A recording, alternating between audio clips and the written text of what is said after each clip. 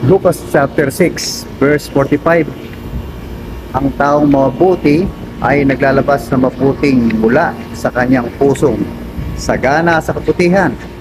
Samantalang ang masamang tao naman ay naglalabas ng masama mula sa kanyang pusong puno ng kasamaan, sapagkat kung ano ang nag-uumapaw sa kanyang puso ay siyang sinasabi nito. Ito ang paalala sa atin ng Gospel ni Lucas. Kaya ang mga taong mabuti ay nagmumula po ito sa puso.